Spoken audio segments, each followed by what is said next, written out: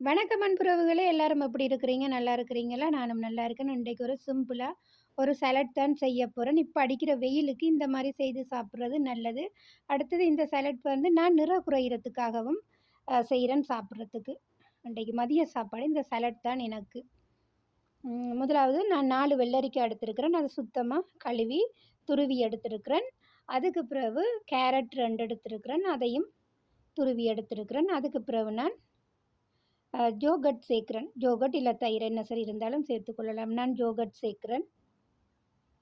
ஜோகட் சேர்த்துட்டு அதுக்கு பிறகு நான் புதினா கொஞ்சம் நறுக்கி எடுத்திருக்கேன். புதினாவையும் சேர்த்துட்டு ஒரு பூண்டும் நாங்க தட்டி சேர்ப்போம்.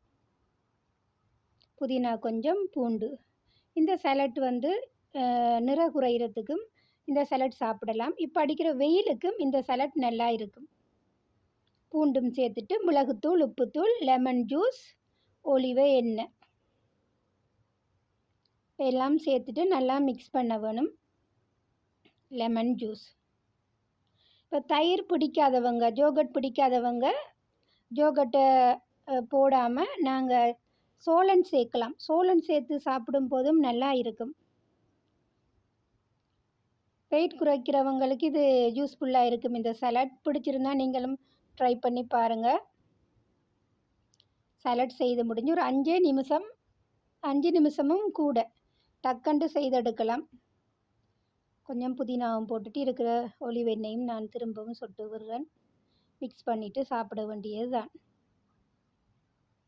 பிடிச்சிருந்தா நீங்களும் ஒரு தடவை ட்ரை பண்ணி பாருங்கள்.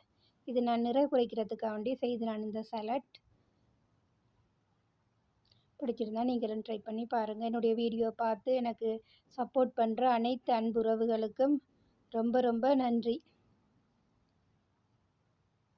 பாருங்கள், இப்போ அடிக்கிற வெயிலுக்கு கொஞ்சம் வெள்ளரிக்காய், தர்பூசணி பழம், இளநீர், நல்ல தண்ணீர் குடிக்க வேணும். சரியான வெயில் தானே, பாருங்கள் எப்படி இருக்குன்னு சொல்லி பார்க்க நல்லா இருக்குது. மீண்டும் இன்னொரு காணொளியோடு நன்றி உறவுகளே.